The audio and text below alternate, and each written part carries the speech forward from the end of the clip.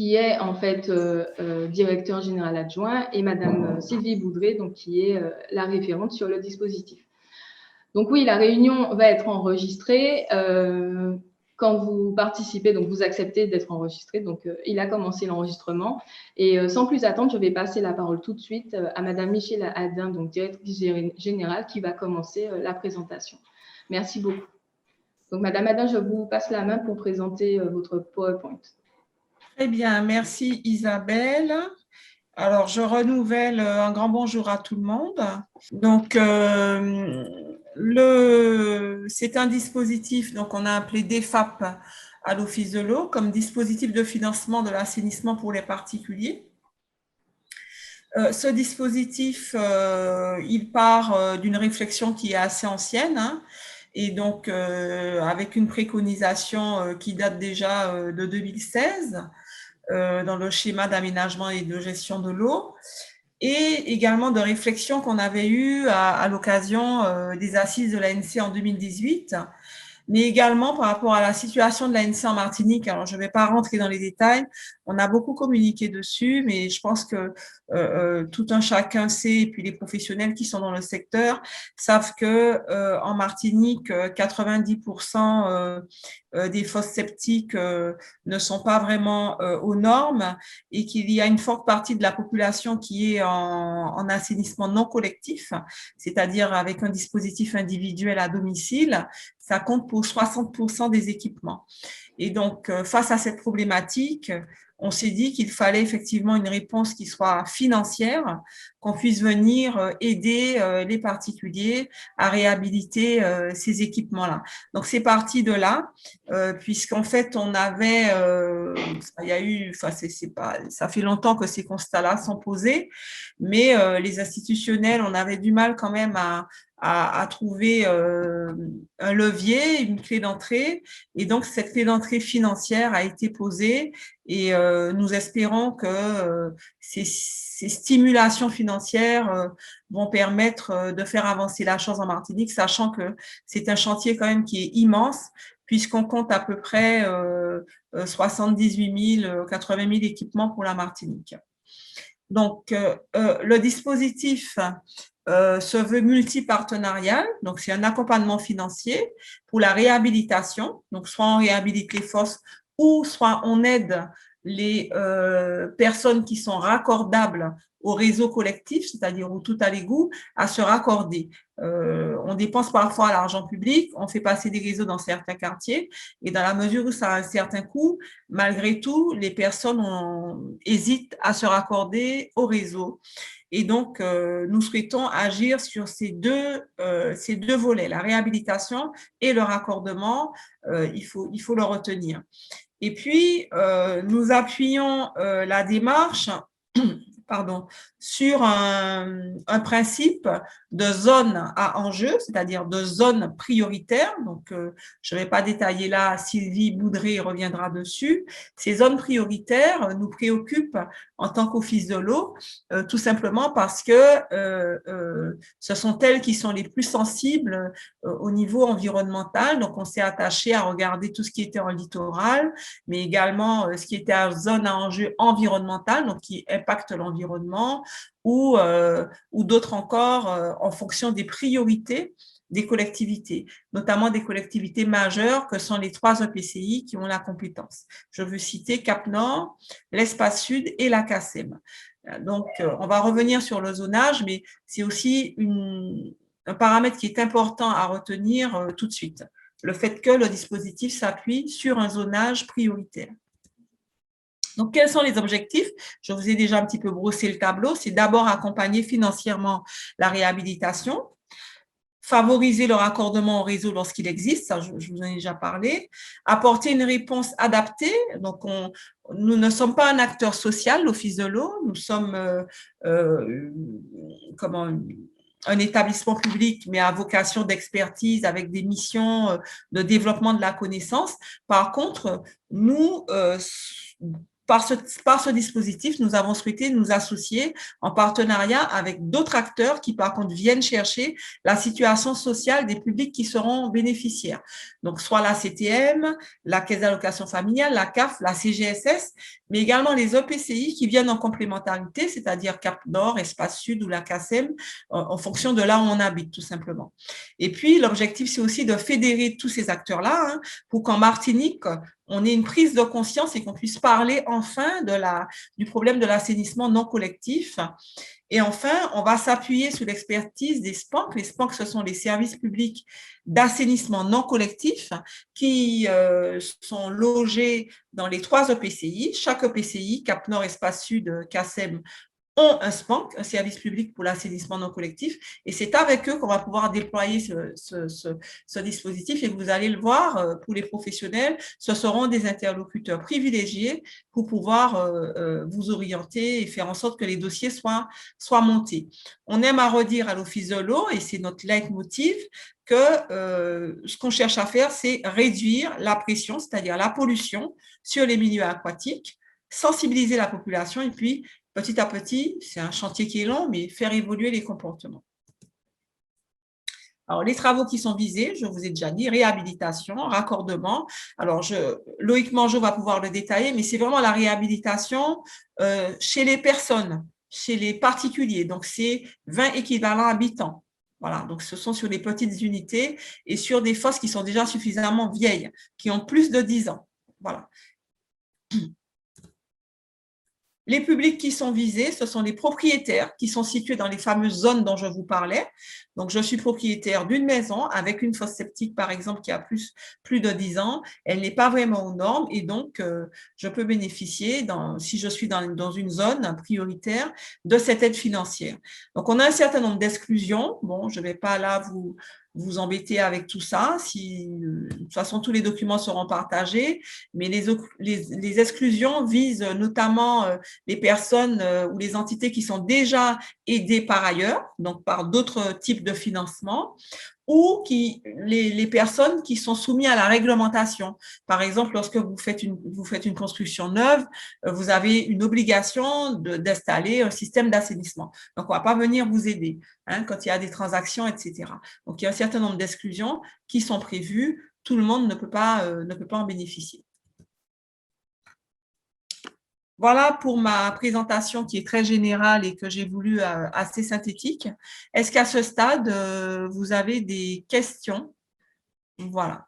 Ou si je dois revenir sur quelque chose qui n'aurait pas été bien compris. Mais c'est vraiment une introduction assez générale. On va rentrer dans le vif du sujet avec mes collaborateurs. Donc, comme indiqué, nous sommes en petit comité, donc si l'un d'entre vous veut prendre la parole, n'hésitez pas. Autrement, pour ceux qui n'ont pas de micro, vous pouvez mettre vos questions dans le chat. D'accord. Donc, à ce moment-là, Isabelle, vous me relayez les questions, c'est ça?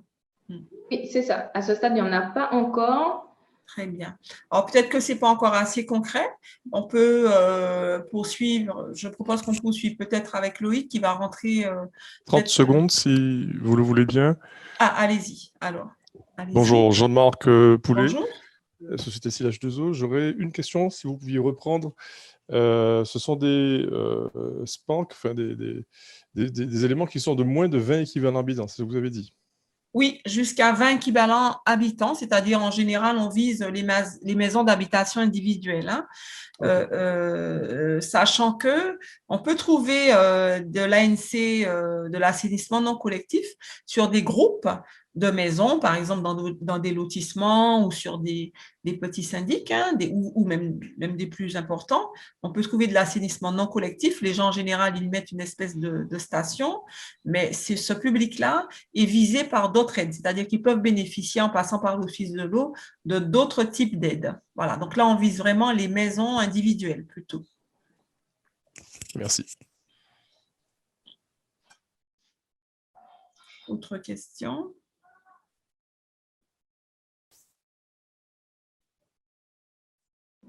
Donc, pas de questions dans le chat non plus. Donc, on peut effectivement proposer à M. Mangeot de prendre la parole. Oui, bonjour. J'ai posé une question dans le chat. Ah, Oui. Vous l'avez envoyé à tout le monde? On ne la voit pas.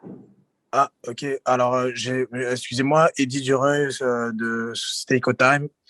Je dois savoir si le dispositif que vous présentez en ce moment, parce que, excusez-moi, j'avais un petit souci, est orienté uniquement vers les fosses septiques et pour l'assainissement, en fait, justement, pour le remplacement de ces fosses septiques-là. Oui, essentiellement. Donc, c'est bien un dispositif de financement de l'assainissement pour les particuliers.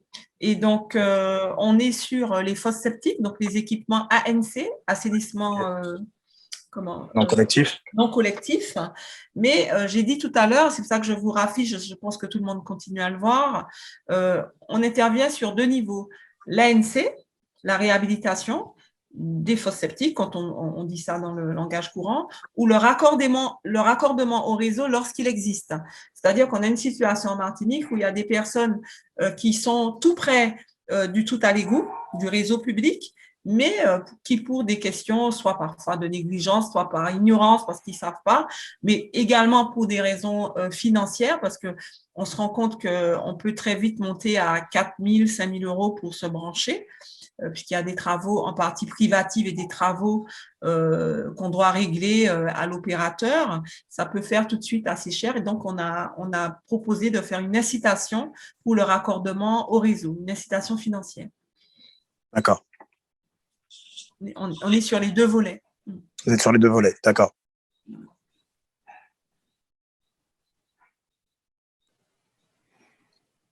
Voilà. Alors, j'ai une autre question. Oui. Si vous voulez bien, quelle serait la porte d'entrée du dispositif? Alors, la porte d'entrée du dispositif, c'est un petit peu ce dont j'ai parlé, mais on va revenir en détail, Loïc Mangeot, ce sera sa partie. Ce sont les SPANC, les services publics d'assainissement non collectif, qui sont logés chacun, il y en a 3 en Martinique, dans chaque EPCI, c'est-à-dire à Cap-Nord, à l'Espace Sud ou à la CACEM, il y a un service, SPANC, service public d'assainissement non collectif. Et ce sont eux qui, en étant sur le terrain, logés dans les collectivités, qui vont vous recevoir, en fait, ou recevoir les particuliers pour pouvoir déposer leur dossier et instruire leur demande de financement. Alors, question subsidiaire, la demande, enfin, l'ouverture du dossier se fait via les entreprises ou via les particuliers? Non, l'initiative doit venir du particulier. Alors, bien évidemment, mais ça, on va vous l'expliquer tout à l'heure, les entreprises feront partie, les entreprises qui souhaitent adhérer au DEFAP, parce qu'on a un volet DEFAP Pro que Sylvie Boudré va vous présenter et qui vous concerne directement. Les entreprises vont être dans un réseau, hein, et donc vont pouvoir être informées régulièrement de l'activité du DEFAP sur les territoires, en fonction du volume de demande, etc. Mais c'est vraiment une initiative du particulier. C'est lui qui est propriétaire de sa maison, donc c'est lui qui décide s'il veut réhabiliter ou pas.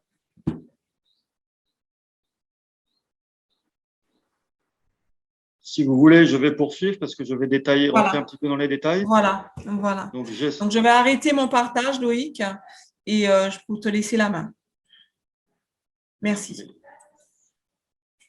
Essayez de le partager. C'est bon. Voilà, je me mets en plein écran. Voilà, comment fait-on déjà?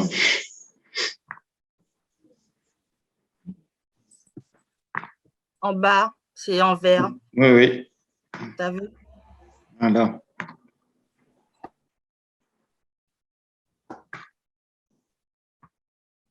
Partager. On voit, c'est bon. Il faut mettre en mode diapo, tout simplement. J'y suis. Voilà. Il y a un petit délai parfois. Donc, bonjour à tous. Je vais vous présenter donc, le règlement du dispositif d'aide à l'assainissement pour les particuliers. Ce règlement, la version complète, vous pouvez la consulter très bientôt en ligne. Mais je vais quand même vous présenter un certain nombre de points principaux de ce règlement sans forcément rentrer dans tous les détails, mais quand même suffisamment pour que vous figuriez bien comment fonctionne le dispositif. Donc, le règlement, lui, vient consolider les règles administratives d'accès au dispositif. c'est aussi un outil pour l'instructeur qui doit le suivre, et ça sera évidemment une pièce constitutive du dossier de demande d'aide. Le règlement devra être approuvé par le particulier. Donc,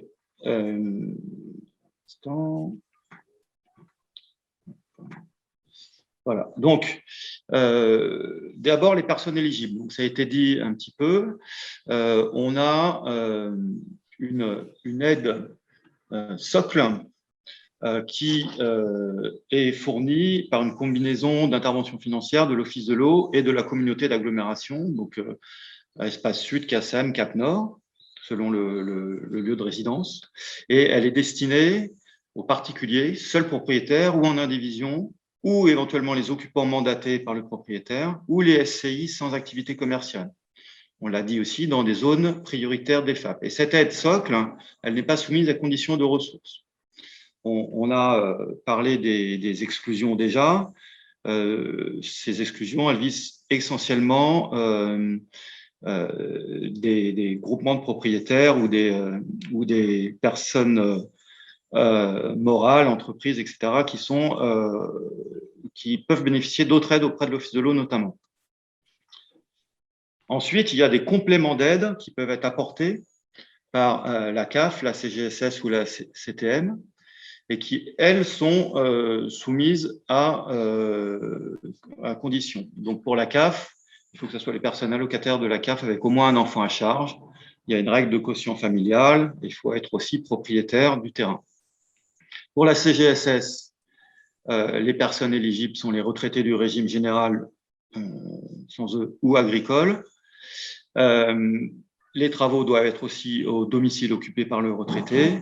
Et il faut être autonome, ne pas être en statut d'handicapé. Et puis la CTM intervient dès lors qu'il n'y a ni CAF ni CGSS possible. Et là, c'est une aide qui peut intervenir sans condition de ressources. Alors, quels sont les travaux éligibles? Donc, on l'a déjà dit. La réhabilitation des installations de 10 ans ou plus et de moins de 20 équivalents habitants. Les travaux devront être effectués par un professionnel agréé. Donc ça, on va le voir plus tard. Mais c'est bien l'objet aujourd'hui d'un premier pas pour vous faire rentrer dans ce dispositif. On l'a dit aussi, on exclut tout ce qui est portée réglementaire, donc les ventes ou les dispositifs de moins de 10 ans, donc c'est-à-dire récents, pour lesquels il y a des obligations réglementaires. Et puis aussi également les rejets directs dans l'environnement, donc c'est-à-dire les cas d'insalubrité manifeste qui ne sont pas visés par ce dispositif.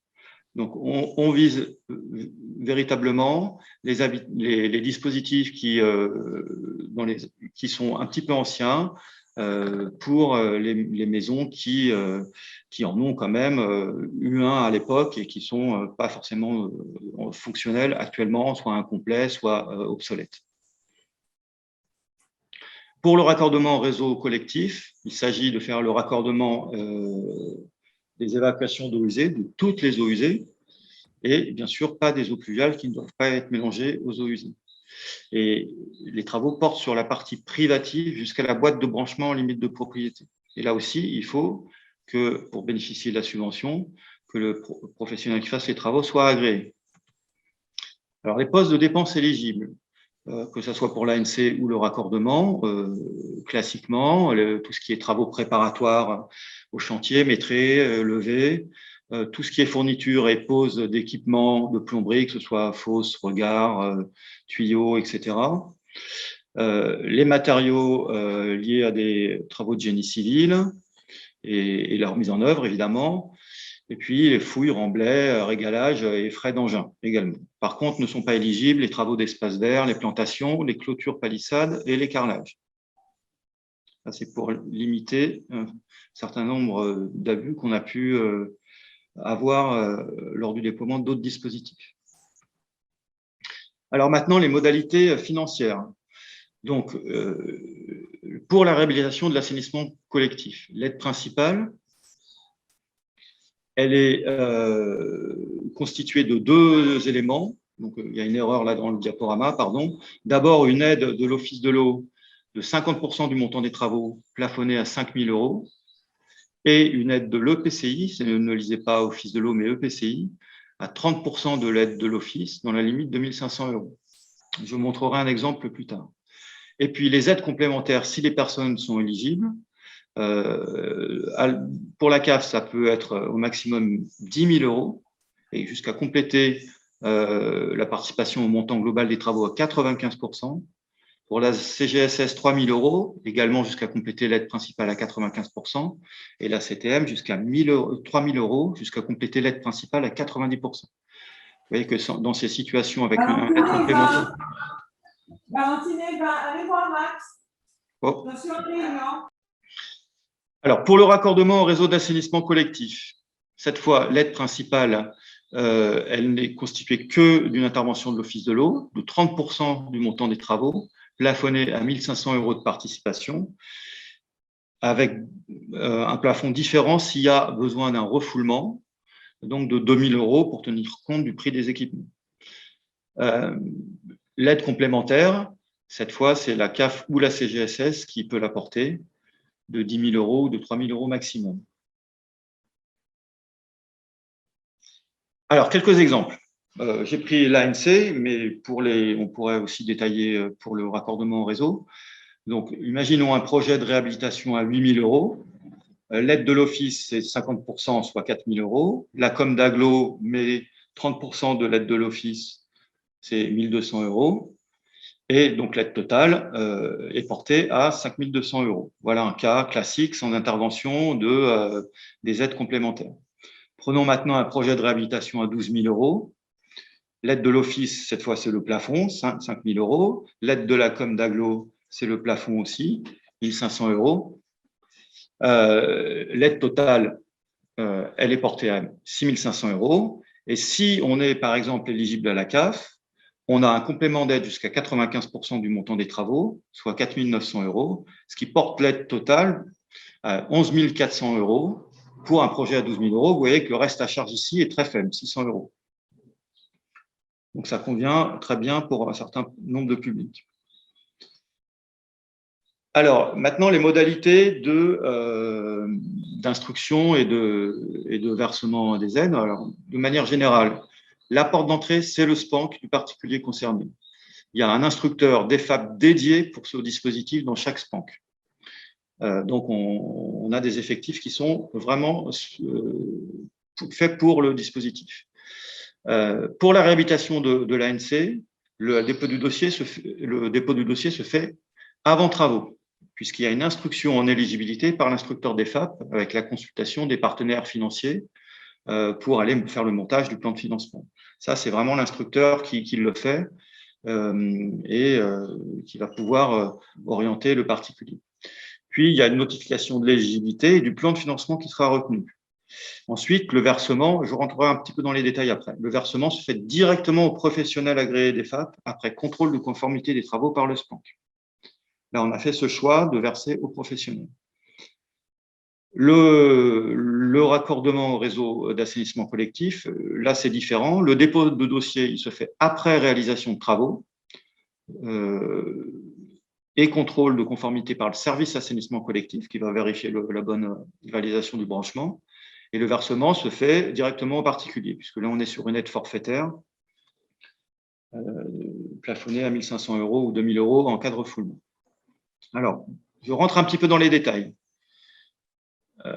Pour la constitution du dossier, dans le cas de la réhabilitation de l'ANC, je l'ai dit, instruction sur dossier préalable à la réalisation.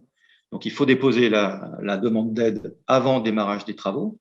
Et le formulaire est constitué, le dossier de demande est constitué d'un formulaire type qui sera disponible, formulaire DEFAP, une copie des pièces d'identité, justificatif de propriété de l'immeuble. Et là, va intervenir aussi des pièces techniques indispensables. C'est le devis de travaux de moins de 3 mois établi par une entreprise agréée DEFAP et un plan d'implantation, un plan de masse des ouvrages projetés, éventuellement des fiches techniques des équipements. Donc, c'est là que le professionnel intervient pour pour appuyer le particulier dans la constitution de son dossier. Il y a une instruction technique sur ces pièces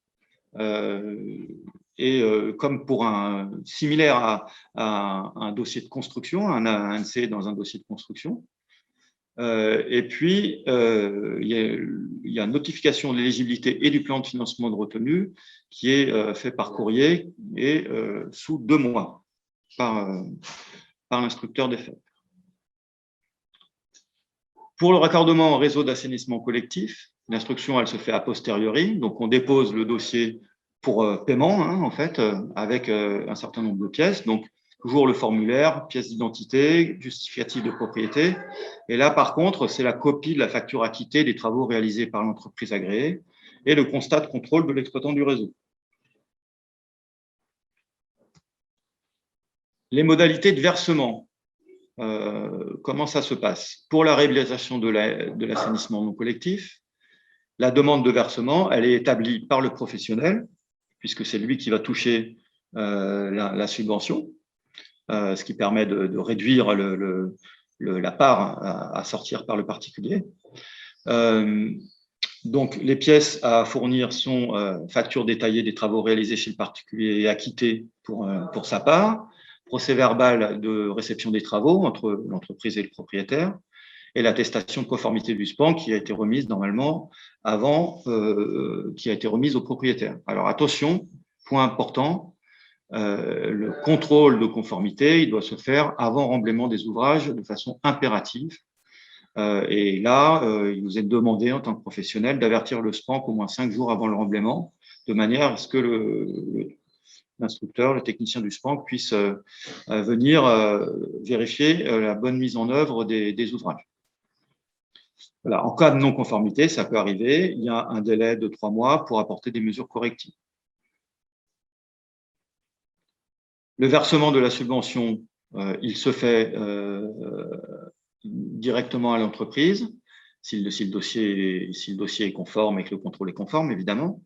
Et les versements sont individualisés, sauf pour la CTM, puisqu'on s'est accordé avec la CTM pour que l'Office de l'eau fasse l'avance, parce qu'on connaît les difficultés d'exécution, enfin de délai qu'il peut y avoir pour le versement de subventions. Donc, nous, on fait en sorte de pouvoir réduire les délais de paiement. Et les versements se font donc sur le compte du professionnel. Et la part d'autofinancement du particulier peut servir d'acompte pour le lancement des travaux. Ça, c'est l'accord que vous pouvez avoir avec le particulier. Pour le raccordement au réseau d'assainissement collectif, la demande… Excuse-moi, Louis, pardon, Michela, est-ce que tu peux revenir? Il y a un petit point, il n'y a pas l'avance. Les versements sont individualisés, sauf pour la CTM. Ah, d'accord, sauf pour la CTM, donc oui. On fait l'avance pour la CTM, pardon. Oui. Mais bien insister sur le fait qu'en fait, on paye tout à la fin des travaux. Il n'y a pas un système d'avance. Oui, tout à fait. Voilà, simplement, là, effectivement, lorsqu'il y a un dossier où il y a un reste à charge du particulier, ça peut être comme un accord avec l'entreprise que ça serve d'acompte pour le lancement des travaux. Voilà. Mais on paye, les subventions sont versées à la fin. Loïc, il y a une question dans le chat. Le versement des subventions se fait à la fin, mais dans quel délai pour le professionnel?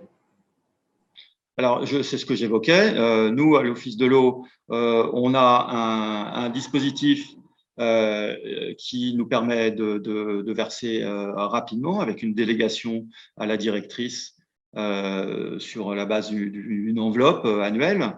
Donc, c'est des versements qui peuvent être faits très rapidement, on va dire dans les délais de paiement classiques. Je laisserai la directrice le préciser. Mais on est quand même sur de l'argent public, donc il n'y a pas un chéquier. Mais si les pièces justificatives, le contrôle est OK, parce qu'il y a ça aussi, il faut qu'on puisse payer sur contrôle. Une fois que le contrôle est fait, le paiement peut être notifié, c'est-à-dire qu'on n'a pas besoin de repasser au conseil d'administration pour avoir un vote, par exemple, ou une attribution de subvention. D'accord, donc c'est allégé, donc ça se passe en traitement administratif avec une notification de la subvention qui peut intervenir dans les 30 jours. Les travaux, en général, on a compris que c'était des travaux qui pouvaient être assez courts, sur des délais de 15 jours à peu près. C'est ce qu'on a, lorsqu'on a travaillé en amont, on s'est rendu compte que voilà, c'était des travaux qui étaient en moyenne de 15 jours, s'il n'y a pas de souci. Une fois que le dossier pour le paiement, la demande de paiement est complète, ça peut aller très vite. Oui, pour l'office de l'eau, oui.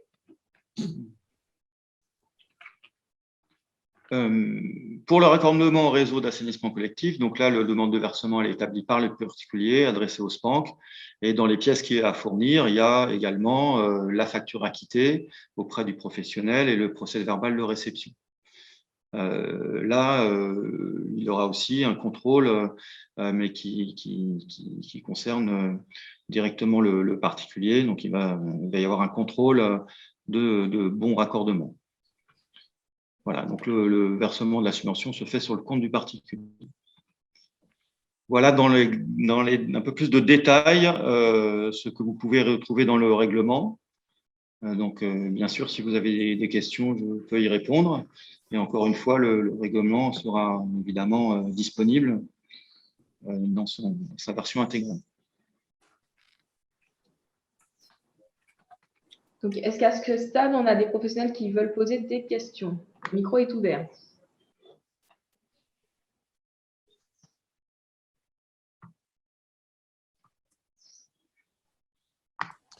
Oui, rebonjour. J'imagine que vous allez faire un point sur les modalités d'inscription à votre ensemble d'entreprises. Tout à fait. Oui, c'est la présentation suivante. Ok. Voilà.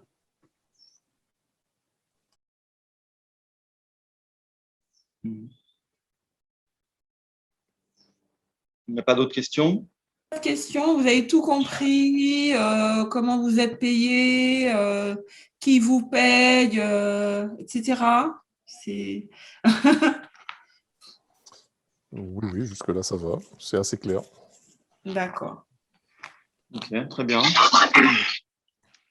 S'il vous plaît, j'aurais une question. Si on souhaite venir, on pourrait venir en discuter ou est-ce qu'il y aura un intervenant dédié en fait à nous aider au niveau des démarches pour accompagner par exemple le particulier pour le montage du dossier? Est-ce qu'il y aurait quelqu'un qui serait dédié à l'ODE ou à notre organisme pour ça? Alors, en fait, bien sûr, l'Office est derrière le dispositif en pilotage, mais on va plus loin, c'est-à-dire qu'on localise des intervenants dans chacun des SPANC. Donc, vous aurez une personne dédiée dans chacun des SPANC pour le dispositif. Et on aura également une plateforme avec tous les documents, les formulaires, etc., pour vous aider à constituer le dossier avec les listes de pièces à fournir, etc. Donc, normalement, c'est plutôt simple. Il y a une liste de pièces à fournir, les formulaires qui sont prêts. Et une fois le dossier déposé, il y a un dialogue qui s'établit avec l'instructeur pour vérifier la complétude du dossier. Puis ensuite, l'instruction technique. Et là, il peut y avoir effectivement des échanges par rapport à la solution technique, notamment en ANC retenue, de manière à obtenir quelque chose de tout à fait conforme et voilà, en cours d'instruction. D'accord. Merci bien, Monsieur Mongeau. Ces personnes, nous insistons sur le fait que c'est aussi des moyens financiers que l'ODE met, qui ne sont pas des moyens directement aux particuliers, mais ce sont des moyens aussi pour soutenir les collectivités qui hébergent les SPANC, les services publics d'assainissement non collectif. Donc, nous finançons un poste pour chaque SPANC, un poste à temps plein d'un technicien instructeur. Voilà. Parfait. Oui, bonjour. Bonjour, excusez-moi. Vous m'entendez? Oui, on vous entend. Oui, c'est justement concernant ce financement, vous aviez, il doit durer combien de temps? Disons, c'est pour l'année 2021, 2022. Vous avez une enveloppe à ne pas dépasser, une quantité d'installation annuelle? Oui, alors on a conventionné on est en train de conventionner pour 3 ans. Donc ça, c'est l'objectif avec des enveloppes qui ont été définies. Mais si le dispositif fonctionne bien, tout est évolutif. Donc on peut revenir, mobiliser des enveloppes. Voilà, notre souhait, c'est de ne pas être… je vais parler de chiffres. Je vais dire, on a prévu une enveloppe de 3 millions d'euros d'aide.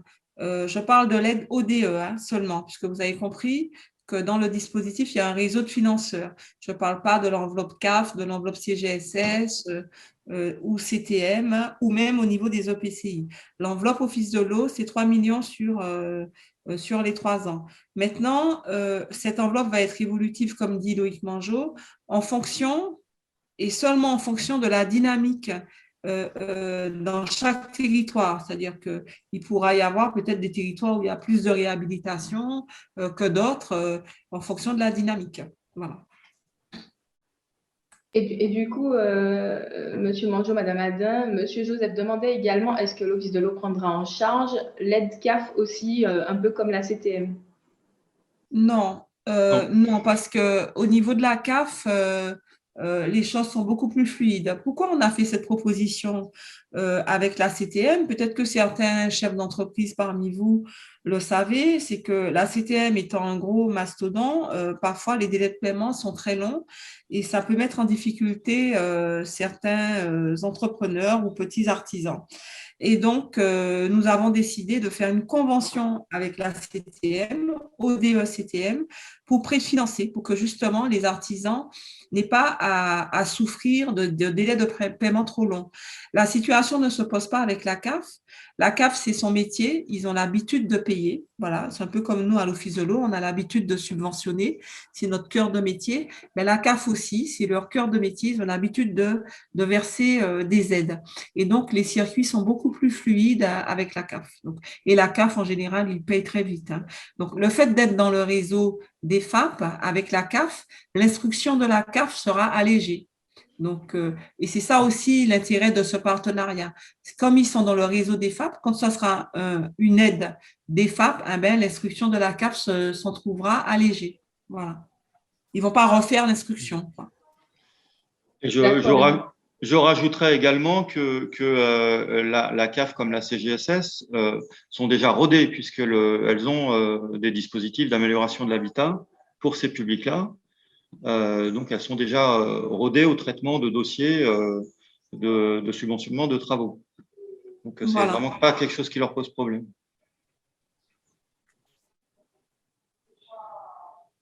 D'accord. Mais pour la CAF et pour la CGSS, dans ces cas-là, ce sont les particuliers eux-mêmes qui recevront la subvention.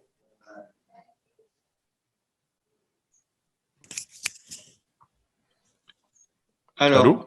Oui, alors. Oui, pardon. Moi, j'ai une coupure. Vas-y, Loïc. Pour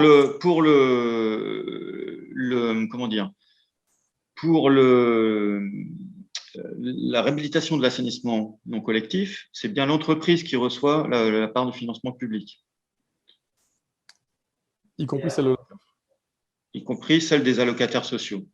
Y compris voilà. On est un dispositif de conventionnement. Il y a l'instructeur des FAP pose la demande une fois qu'il a vu que le demandeur était potentiellement éligible. Il demande confirmation à la CAF qui après répond, mais ça c'est notre technique interne, sur la possibilité de financer, de participer au plan de financement. Une fois que ça c'est acté en interne, il y a une notification qui est faite au particulier de sa prise en charge avec un plan de financement qui les retourne. Mais le versement se fait bien ensuite à l'entreprise, de manière à ce qu'il n'a pas à faire de l'avance de trésorerie en dehors de sa part. D'accord. Et il en sera de même pour la CGSS? Pour la CGSS, il faudrait qu'on affine, vous voyez, j'ai une réunion jeudi matin. Ce jeudi matin, on va affiner les choses. On est en train encore de négocier la convention avec la CGSS. La CGSS, le public qui est visé, c'est surtout les personnes âgées. Hein, D'accord. les personnes âgées qui ont un degré d'autonomie suffisant. Et donc, on travaille encore sur la convention, elle n'est pas encore totalement aboutie pour la CGSS. Mais voilà, si vous êtes intéressé, de toute façon, le dialogue, il va être continu et on pourra vous informer au fur et à mesure. Ce que je voulais rajouter à ce stade, c'est que le particulier prend l'initiative, effectivement, demande la subvention, enfin l'aide. Il a ensuite la notification de la prise en charge, c'est-à-dire qu'on va lui dire dans un courrier simple, un courrier type, on va lui dire vous avez tant d'aide de l'Office de l'eau, tant d'aide de Cap Nord, je prends cet exemple-là par exemple, et puis tant d'aide de la CAF ou tant d'aide de la CTM. Et vous avez tant à reste à charge. Et donc, ce courrier-là, le professionnel voilà, que le particulier aura choisi, dans la liste des professionnels agréés, le professionnel aura la copie de ce plan de financement. Donc, vous pourrez parfaitement, avant démarrage des travaux, savoir comment l'enveloppe a été répartie. Voilà. Merci. Excusez-moi, j'aurais une autre question. Est-ce que ce dispositif il peut être jumelé avec un dispositif d'économie d'eau potable aussi également et d'économie de rejet d'eau usée par exemple pour un particulier? C'est une bonne question. C'est pas prévu dans le dispositif, dans le DEFA. Par contre, ce qu'il faut retenir, c'est que ce dispositif-là n'écrase aucune autre aide. Aucune. Donc, Okay. par exemple, il y a par exemple l'Espace Sud, je prends le cas de l'Espace Sud. L'Espace Sud donnait déjà une aide à la réhabilitation de l'assainissement. Bon, peu de personnes le savent, mais il versait une aide sous des conditions de ressources. Bon, ce n'est pas tout à fait le même dispositif. Donc, par exemple, l'Espace Sud peut très bien continuer à verser des aides à certaines personnes ou Cap Nord dans le cadre. Donc, ce dont vous parlez là, par exemple, sur la pluie, par exemple, les récupérateurs de pluie ou autres dispositifs d'aide, que ce soit eau potable, économie d'eau ou récupérateur de pluie, il y a des aides, par exemple, à la CTM ou avec d'autres organismes. Il y a l'aide des FAP, et c'est ce qu'on a vraiment voulu, et c'est posé dans le règlement, n'écrase pas les autres aides. C'est une vraie aide, en fait. Ça vous empêche pas de bénéficier des autres aides. Voilà, si c'est ça, c'est ça la réponse. Voilà, donc ça n'empêchera pas en fait aux clients qui voudraient faire un système de recyclage d'eau de pluie et en même temps sera quelque chose de combiné. Absolument pas. Les travaux peuvent être parfois en fait avoir une similitude, donc c'est pour ça que je posais la question. Absolument pas, à condition que les instructions, elles sont distinctes, puisque ça ne sera pas le même guichet. Vous avez compris que le DEFAP, ce sera un guichet SPANC, Service public d'assainissement non collectif, alors que les LED, par exemple, la pluie, enfin les récupérateurs, des choses comme ça, vous avez des guichets, d'autres guichets. Donc, ça ne va pas écraser. Et c'est bien ce qu'on a voulu éviter avec les financeurs qui sont autour de la table, c'est de ne pas faire une fausse aide là, et que les personnes bénéficiaires se verraient sanctionnées par ailleurs. Voilà. C'est ça, génial. Merci bien. Merci. Du coup, pour alimenter le débat, une question un peu naïve. Si un professionnel se rend donc chez un particulier et que le système est très vieux, voire impossible à réhabiliter, comment est-ce que ça s'est traité? Est-ce qu'on propose un nouveau système? Est-ce que ça peut entrer dans l'aide? Je laisse Loïc répondre, mais oui, c'est le remplacement. Oui, tout à fait. La réhabilitation peut constituer à enlever et mettre une nouvelle filière complète, oui. Absolument. Voilà, donc là, on va être sur des dossiers. D'ailleurs, c'est souvent le cas. Hein, ce qui se passe, c'est souvent le cas. On essaye, nous, de faire un petit peu bouger les lignes pour pouvoir avoir la réutilisation de façon réglementaire, hein, la réutilisation des fosses existantes en béton lorsqu'elles sont en bon état, en amont de dispositifs de traitement. Voilà, mais pour l'instant, normalement, la plupart des situations, c'est comment dire, pour rester dans les normes, c'est la mise en œuvre d'un nouveau système complet. Ok, merci beaucoup. Là, on est sur une autre problématique, effectivement, d'essayer de faire un petit peu bouger les lignes aussi en matière normative. et on y travaille. D'accord, super. Merci beaucoup. J'ai une dernière question, s'il vous plaît. C'est-à-dire que ce dispositif, donc DFAP, il rentre en vigueur quand? À partir de quelle date? En fait, je me permets de répondre, il est déjà en vigueur. L'Office de l'eau, nous avons déjà voté, le conseil d'administration a voté, c'était le 18 décembre dernier. Et en réalité, là, nous sommes en train de finaliser, parce que vous avez compris qu'on est basé sur enfin, il se base sur un partenariat. Et donc, si on n'a pas en gros de partenaire, on ne pourra pas travailler. Et donc là, par exemple, nous avons signé avec Cap Nord, le président Lise et le président A0 de Cap Nord ont signé le 30 mars la première convention des FAP. Donc Cap Nord, je crois qu'il y a quelqu'un de Cap Nord ici. Il me semble que Christine Morin est dans la réunion, je crois. Si elle est là, elle va pouvoir compléter. Cap Nord est la première collectivité à avoir signé. Mais l'Espace Sud a voté le 1er avril. Donc, ils vont signer la convention très vite. Et la CACEM suit aussi dans la lignée. Donc, d'ici le mois de juin, à mon avis, tout le monde aura signé et on pourra travailler sur tout le territoire. Mais ce qu'il faut retenir, c'est que l'Office de l'eau ne va pas attendre que tout le monde signe pour commencer. Voilà, Cap Nord a signé.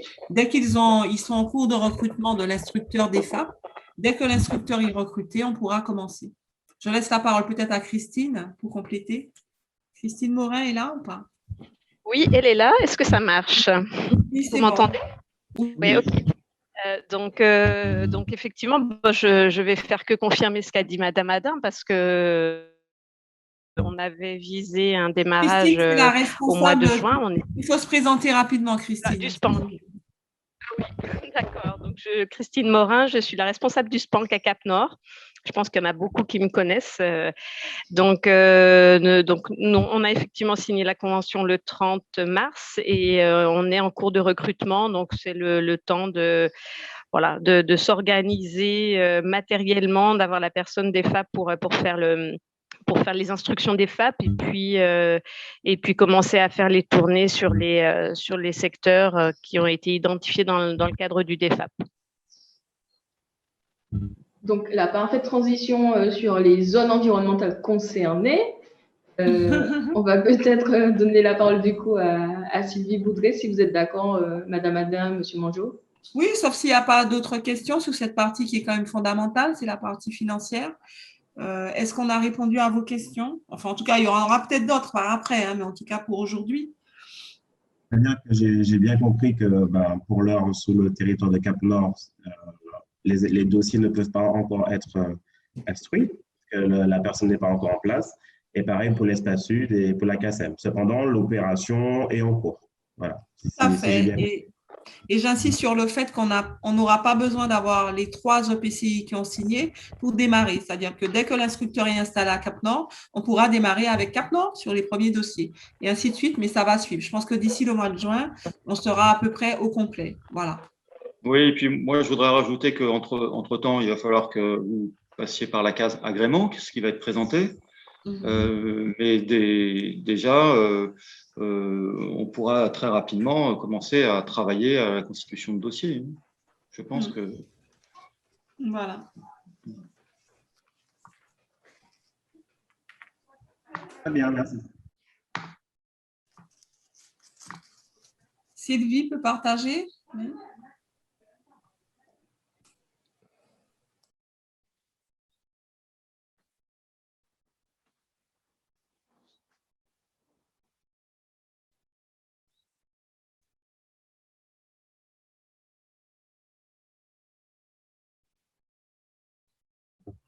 On m'entend? Oui, maintenant on t'entend, Sylvie, vas-y. Ok, voilà, je n'avais pas activé et je pense que je n'ai pas activé la caméra non plus. Mais vous voyez en tout cas le PowerPoint, c'est bon pour tout le monde? Oui, on voit ton écran. Alors, avant de présenter en fait le dispositif qui permettra aux professionnels d'être agréés des FAP, vous avez entendu les zones prioritaires dans lesquelles les réhabilitations seront financées, alors que ce soit le raccordement ou vraiment une réhabilitation NC. Donc, je vais vous présenter rapidement les zones qu'on a identifiées par communauté d'agglomération, sachant que c'est pour vous donner une idée. C'est pas fonctionnel, puisqu'on va travailler quand même à la parcelle. Je vais vous indiquer à la fin de la diapositive comment vous pourrez savoir avoir les informations à la parcelle, mais vous aurez une idée. Une fois que vous allez rencontrer un particulier, vous saurez que telle zone dans le nord est susceptible, le particulier est susceptible d'être financé dans le cadre du DEFAP. Donc, je commence.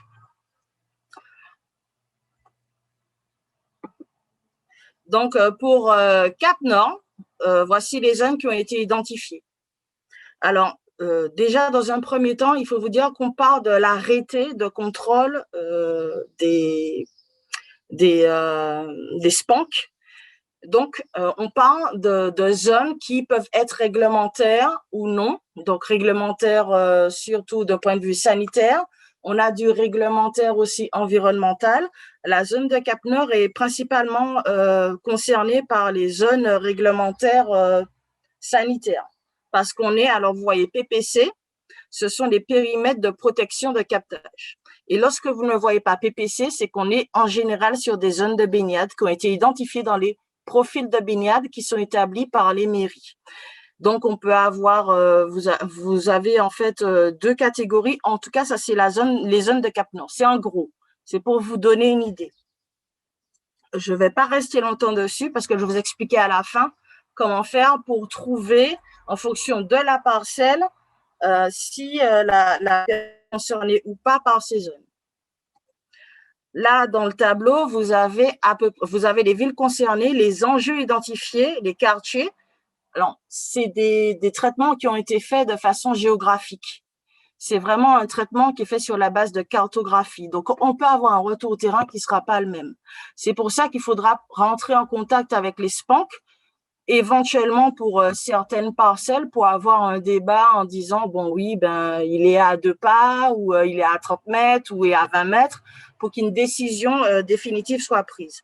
Donc, les villes concernées sont la ville de Trinité, Casse-Pilote, Bellefontaine, Carbet, Grosmont et Saint-Pierre. Et vous voyez par rapport aux enjeux ce que ça fait. Et en réhabilitation NC, on est à près de 1093 dispositifs. Je vous répète que c'est fait sur la base d'une interprétation ou plutôt d'une analyse géographique de la zone. Et en raccordement réseau, on est sur 267 raccordements.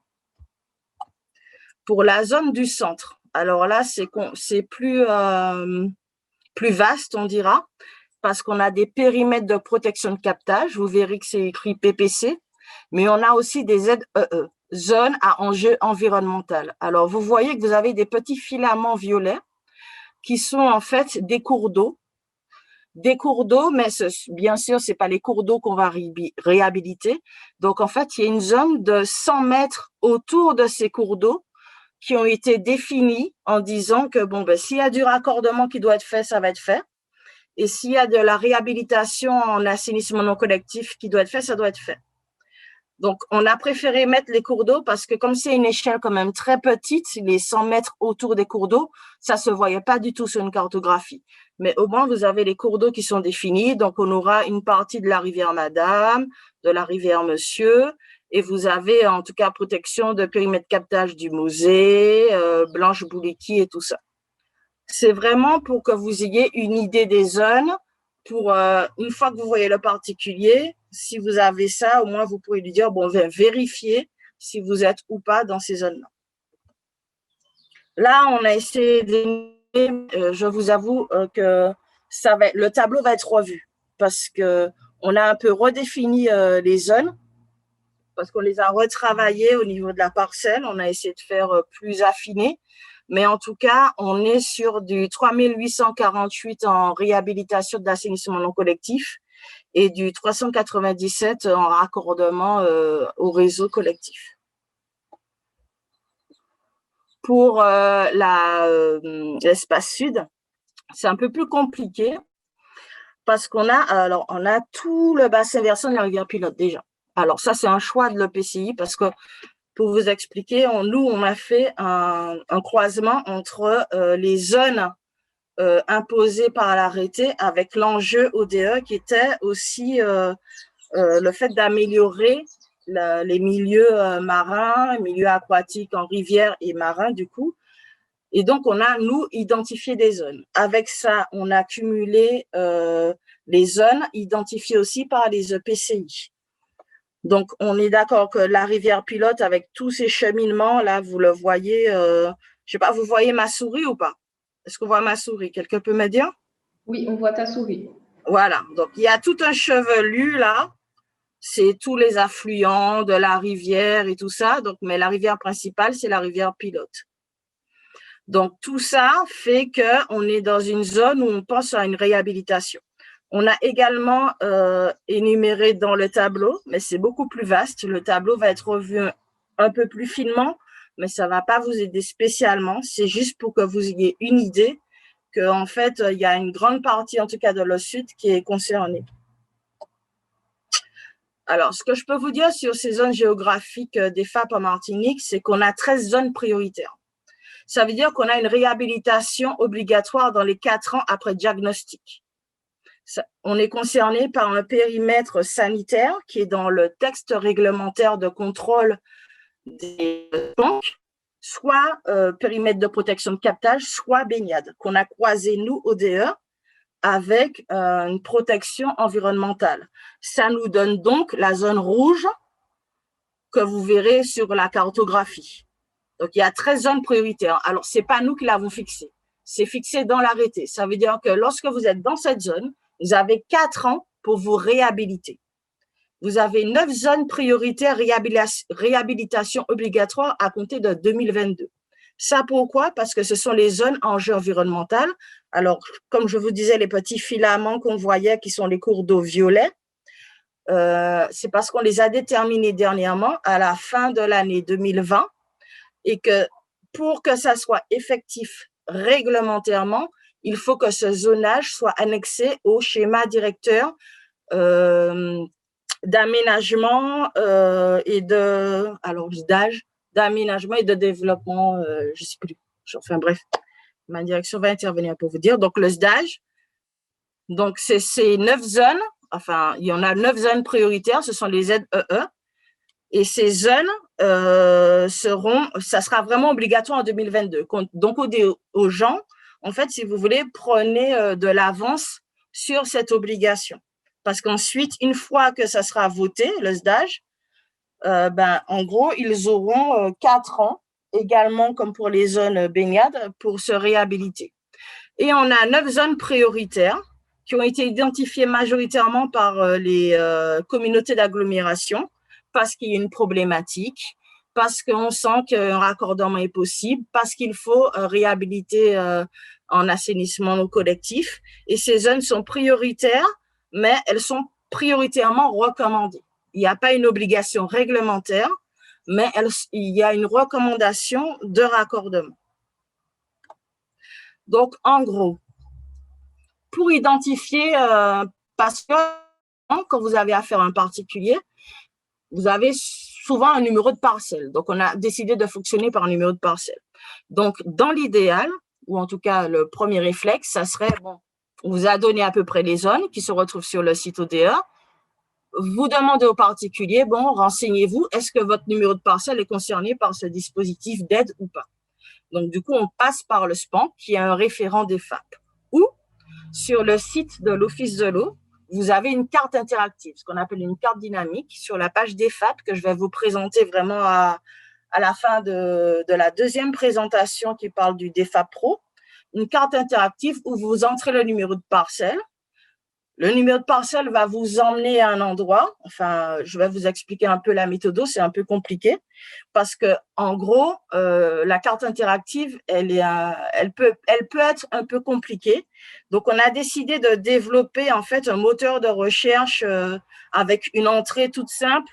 On va mettre le numéro de parcelle avec la section. Il faudra mettre la lettre, la commune, le numéro.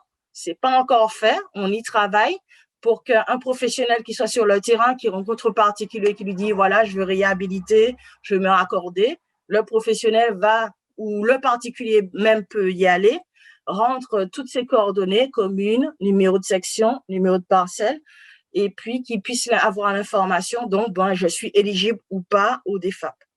Donc ça, c'est le but ultime. Et vous avez une cartographie, alors c'est vraiment pour illustrer, pour vous dire quand même que toute la Martinique est concernée, même si on a fait des sélections dans les zones déjà, parce que les zones prioritaires identifiées par la réglementation sont beaucoup plus nombreuses, mais l'Office de l'eau qui a quand même une mission qui est plutôt d'amélioration de la qualité de l'eau et des milieux aquatiques, va viser les milieux où il y aura un impact sanitaire, mais aussi, enfin, un impact plutôt environnemental sur les milieux. Donc, on a essayé de conjuguer les deux. Et pour être en bon partenariat avec les communautés d'agglomération, ce qu'on a fait, c'est qu'on leur a demandé d'ajouter les zones où ils avaient des problématiques. Voilà. Est-ce que vous avez des questions sur cette première partie?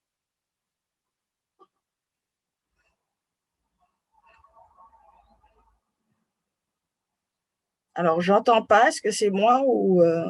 Alors, non, pour l'instant, il n'y a pas de question. Du coup, peut-être est-ce que tu peux repréciser comment ça va fonctionner? La subvention, même si c'est une obligation réglementaire, c'est alors, éligible à c'est pas, la subvention. subvention a été vue au préalable avec mon directeur adjoint, Luc Mangeot, et ma directrice.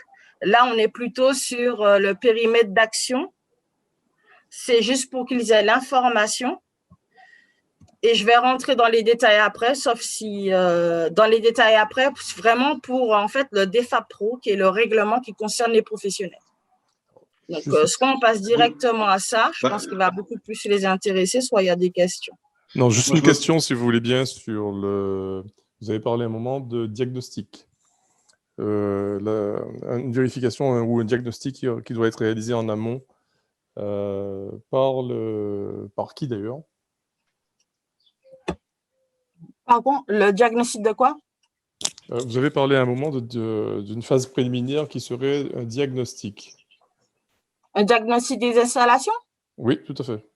Alors, en fonction des SPANC, je pense qu'ils vont fonctionner différemment. Dans l'idéal, comme on est sur de la réhabilitation, il y a certains critères qui ont été énumérés par mon directeur adjoint, parce qu'il y a des bilans diagnostiques qui étaient obligatoires pour tous les SPANC, déjà sur leur zone, diagnostic de l'assainissement collectif, avant 2012. Cependant, déjà ça date. Tous n'ont pas pu le faire dans les temps et toutes les zones n'ont pas été prises en compte. Donc, on ne peut pas vraiment partir sur ce diagnostic. Moi, dans l'idéal, ce que je souhaite, mais il faudra voir avec les SPANC dans leur fonctionnement, c'est que comme une réhabilitation doit être faite vraiment en fonction on va dire, de la parcelle, pas vraiment je dépose un dossier avec l'installation que je veux faire. J'aurais aimé que lorsqu'on est concerné par ce dispositif, le SPANC puisse venir visiter, voir, faire des recommandations et qu'ensuite, il y ait un dépôt de dossier. Ça, c'est une phase où tous les SPANC ne sont pas encore d'accord dessus. Je sais que pour le Sud, ils vont partir sur des diagnostics sur les zones prioritaires. Ils vont les refaire maintenant. Le centre, je ne sais pas encore comment ça va être fait parce que le centre a une grosse problématique qui est… ils sont majoritairement en non collectif sur des zones qui auraient dû être en collectif. Vous voyez? Donc, on part quand même sur… on est en fait sur un dispositif qui aura besoin aussi de s'adapter au contexte local. Le Nord, c'est encore une problématique, quoi. C'est c'est dispersé, il n'y a pas forcément les ressources financières, donc on verra si ce qu'on met en place suffira. Alors, je me permets d'apporter aussi une petite précision et dire quelle est la stratégie qu'on poursuit. C'est d'abord de pouvoir quand même prioriser, hein, ça a été dit, par rapport à nos besoins, mais en relation avec aussi les SPANC qui vont avoir aussi de leur côté à animer le dispositif. Donc, il est quand même prévu aussi d'aller faire une animation et puis dans les quartiers, et puis de renforcer peut-être aussi les contrôles dans ces quartiers. de manière à ce qu'il y ait une émulation qui se crée. Et effectivement, il faut pas le but, c'est de ne pas non plus se disperser et d'être peut-être plus efficace en traitant secteur par secteur, sachant que dans les prochaines années, on pourra ouvrir à de nouvelles secteurs si ça marche bien déjà dans de nouveaux secteurs, si ça marche bien dans ces secteurs. Et effectivement, comme dit Sylvie, il faut qu'on puisse, pour juger de la pertinence aussi d'un dossier qui est présenté, quand même avoir une idée de la situation, de l'assainissement de cette personne. Donc là, on s'adaptera avec les SPANC. Est-ce qu'il y a déjà un diagnostic ou pas? Est-ce qu'il faut faire le diagnostic? Parce que ça, il me semble que c'est absolument nécessaire avant de pouvoir définir quel type de réhabilitation il faut faire. Voilà, donc on va s'adapter lors de la mise en œuvre du dispositif.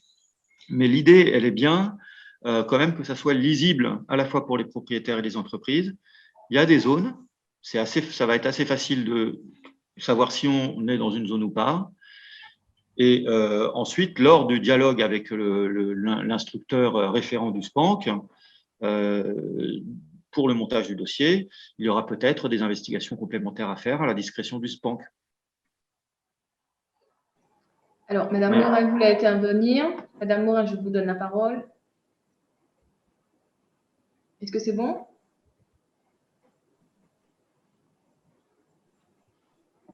Alors, cette fois-ci, est-ce que mon micro est… Oui, okay. D'accord. Alors, effectivement, en ce qui concerne le SPANC à Cap-Nord, bon, je ne pense pas qu'on fasse des diagnostics systématiques sur toutes les zones parce que ça fait quand même énormément d'investigations et comme c'est un dispositif qui est volontaire, en fait, les diagnostics seront peut-être sur des maisons où les propriétaires ne vont pas réhabiliter. Par contre, quand il y a un dossier qui sera déposé, effectivement, on fera une visite de terrain et on va faire, on a prévu en fait de faire des tournées pour sensibiliser les particuliers sur les secteurs concernés. Donc, on fera pas dans ces tournées, on ne fera pas des visites à chaque fois de toutes les parcelles. Par contre, on ira vérifier quand même sur chaque parcelle déjà que les conditions du DEFAP sont bien respectées, hein, qu'il y a un système. Donc, pour être sûr qu'il y a un système, il faut quand même aller sur place. Pour être sûr qu'il a plus de 10 ans, enfin, bon, il y a un certain nombre de critères qu'il va falloir qu'on aille vérifier. Et puis également pour jouer notre rôle de conseil auprès des particuliers dans leur réhabilitation.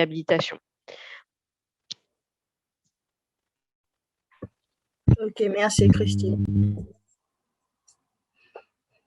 Donc, comme je vous disais, chaque SPANC a son fonctionnement, mais ce qu'on espère, c'est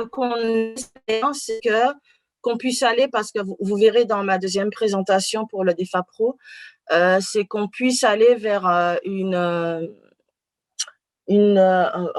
adaptation au contexte local, quoi. Parce qu'on sait que c'est pas toujours possible pour tout le monde. Des gens peuvent avoir une fosse béton, mais vouloir la conserver parce qu'elle n'est pas en si mauvais état.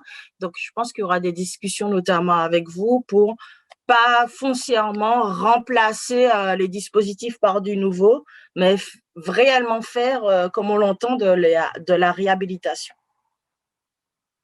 Autre question ou je passe à l'autre PowerPoint, vraiment le DEFAP Pro? Je vous remercie, c'est parfait. Je passe à l'autre présentation? Je pense que tu peux y aller. C'est bon? Oui, c'est bon.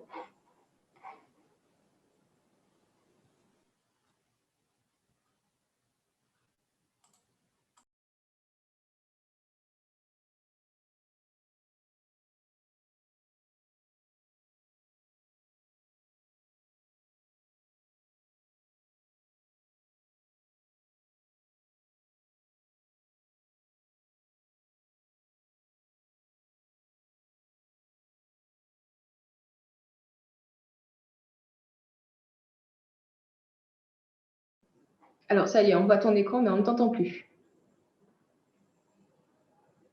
Pardon, je l'avais coupé, excusez-moi.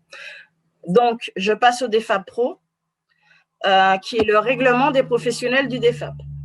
Donc, dans le DEFAP Pro fait beaucoup référence au DEFAP, puisque c'est normal, toute la base de les chantiers éligibles, les règlements, comment ça se passe.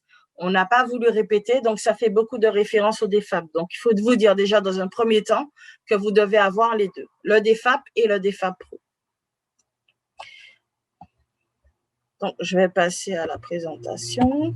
Donc, en fait, dans le sommet, on va voir les objectifs du DFAP Pro, les moyens qu'on va mettre en place dans ce cadre pour répondre aux objectifs, le fonctionnement et comment nous, on va faire le suivi professionnel du DFAP.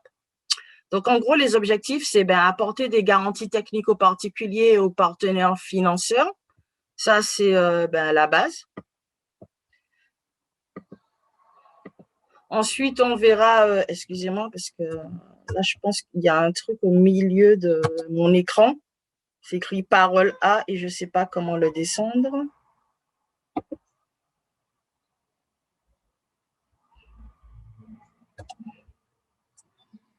Pardon. Je ne sais même pas si je suis sur la deuxième diapo ou pas. Voilà, alors je vous parlais des objectifs. Donc, apporter des garanties aux particuliers et aux partenaires financiers. Alors, c'est des garanties techniques, mais je pense qu'il y a aussi des garanties juridiques qui pourraient être accordées, enfin, qui sont liées à ce DFAP Pro.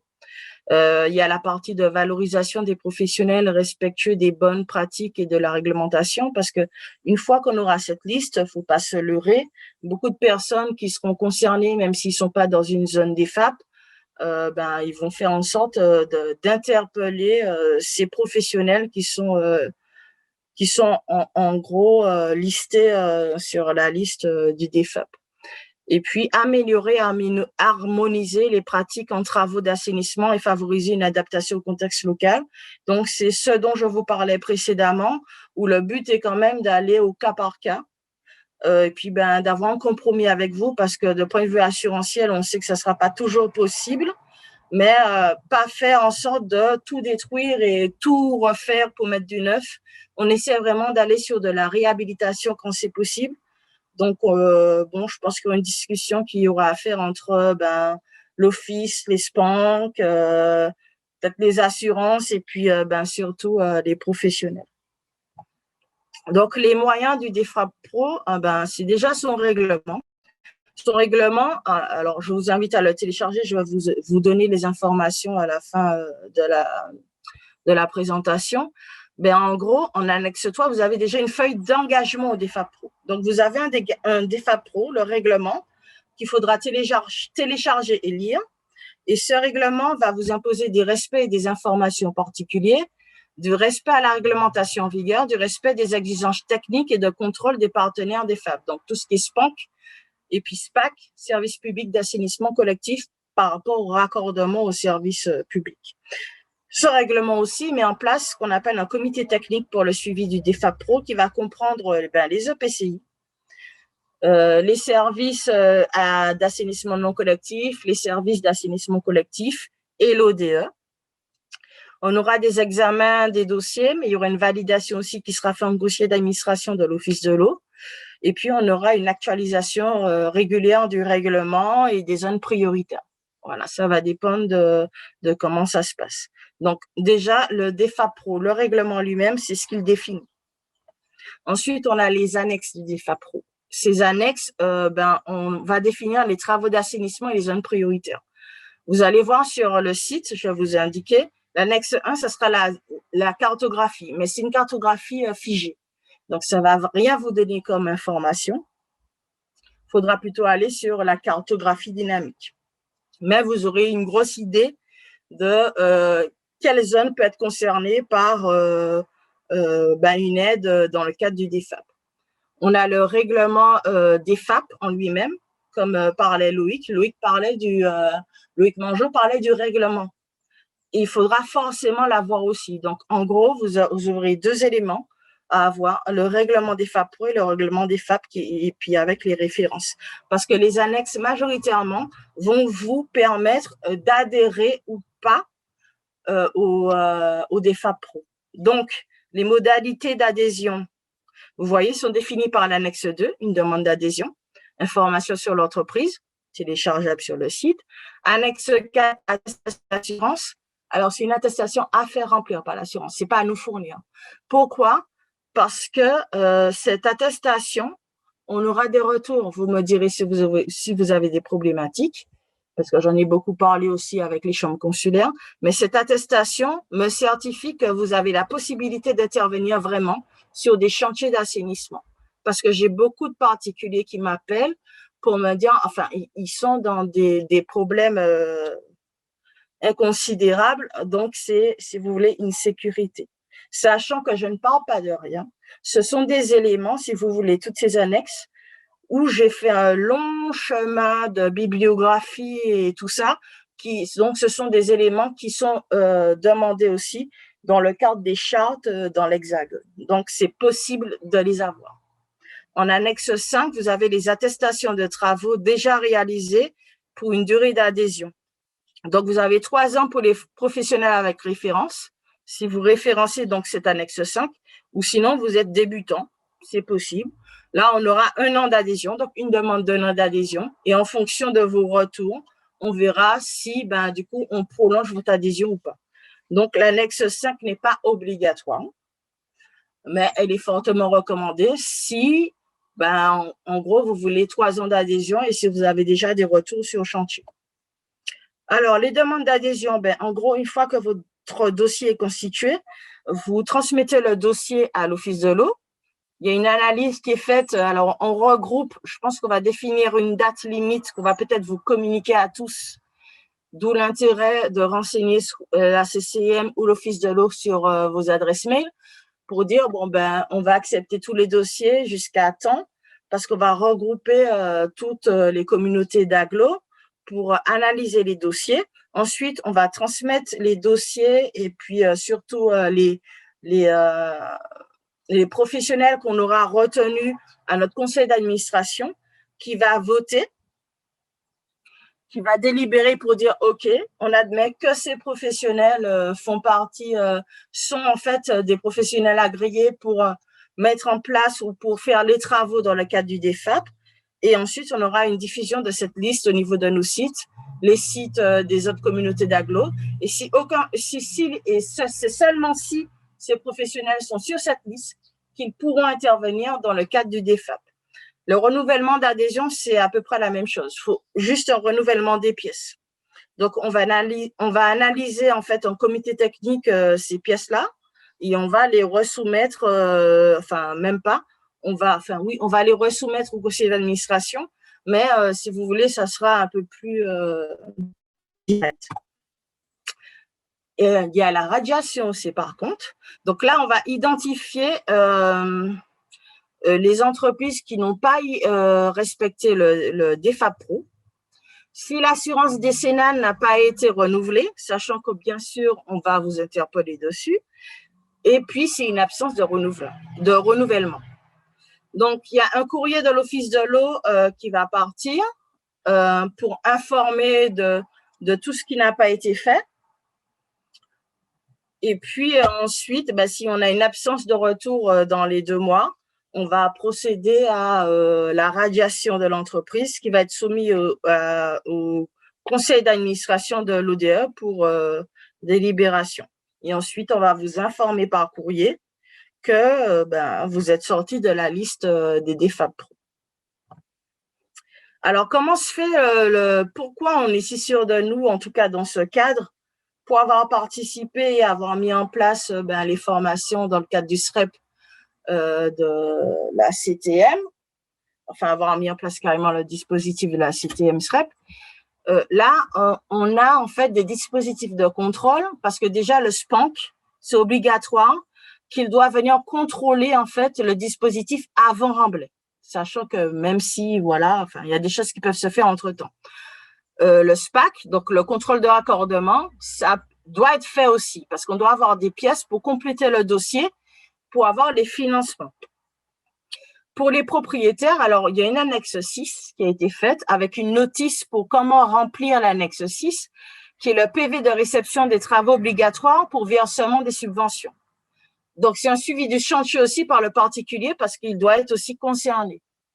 Et vous allez le voir aussi sur le site Internet, toutes les informations sont mises. Et puis, ce qu'on a prévu aussi, c'est que vous aurez la possibilité, si vous êtes des professionnels du DEFAP Pro, c'est d'avoir de l'information et surtout des formations. Alors, ça peut être à votre demande, mais surtout, ça peut être en fonction de l'actualité réglementaire, donc des veilles réglementaires. Par exemple, l'information 1, c'est ce webinaire en ce moment. Et la formation 1, ça serait, si vous le souhaitez, après utilisation du dispositif, si ça va pas, si c'est compliqué, on peut mettre en place une formation pour que vous puissiez utiliser l'outil carte dynamique. Mais on va prévoir une carte dynamique pour identifier donc du tout, déterminer les parcelles des particuliers dans les zones prioritaires. Je vous invite à aller je vais vous montrer la page à la fin, comment y aller. Mais si c'est pas fonctionnel, si c'est compliqué, vous me faites un retour, je vous aurai mon adresse mail et puis on peut mettre en place un webinaire. Si on est en période Covid toujours, si hors période Covid on peut se voir en direct, on peut mettre en place une formation pour ça.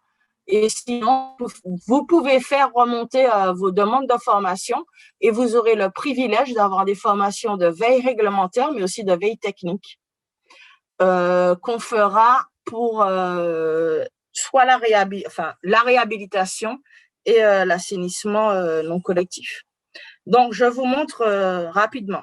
Vous allez sur le site de l'Office de l'eau Martinique. Ça, c'est pour trouver la page des FAP. Donc, soit moteur de recherche, on sait tous que c'est Google. Donc, Office de l'eau Martinique. Ensuite, vous allez arriver à la page, c'est écrit aide financière et redevance. Après aide financière et redevance, vous avez écrit DEFAP, dispositif de financement de l'assainissement pour le particulier. Ensuite, vous arrivez sur cette page-là, comme vous cliquez dessus. Et là, ce qu'on espère voir dans le sommaire bientôt, c'est la liste des professionnels DEFAP. OK, donc c'est un onglet qu'on va rajouter, sachant qu'il y a un déroulé en dessous, mais si vous tapez directement, vous arrivez à ce que vous voulez, en fait. Donc, ça, c'est le souhait, mais en gros, vous avez tout ce qui concerne le DEFAP est sur cette page. Voilà, donc moi, j'ai fini mon intervention. Donc là, c'est le site de l'Office de l'eau, mais comme je vous ai dit, moteur de recherche Office de l'eau Martinique, vous tombez sur notre site. Mon contact est en dessous. Et puis, si vous avez des questions, c'est maintenant. Est-ce que ça a été clair ou pas?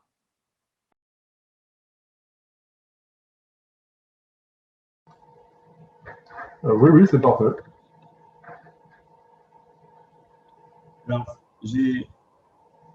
j'ai pas vu dans la liste des pièces. Bonjour madame, excusez. J'ai pas vu dans la liste des pièces des certificats spécifiques de poseurs, de professionnels, par exemple. Est-ce qu'il faut des plombiers en fait pour réaliser ce genre de travaux? C'est ce qui est déjà le cas. Alors, je vais vous répondre. Vous avez une liste. Si vous avez, vous avez dans la liste de pièces, il faut télécharger les annexes, c'est sûr. Si vous avez des difficultés, vous me dites, je peux vous les envoyer par mail ou même vous passez à l'office, je vous imprime tout. Je pense que c'est possible. Mais en gros, pour demande d'adhésion, vous aurez à spécifier si vous êtes poseur, quel poste que vous faites, quel dispositif que vous posez ou ce genre de choses et à compléter ce dossier. Quand on regarde sur le site, vous verrez, et même en lisant le DEFAP Pro, il faudra compléter le dossier avec tous les éléments de base, en fait. Si vous êtes à la CCM ou à la CMA, il faut le justifier, votre RIB ou ce genre de choses, quoi. Vous voyez ou pas?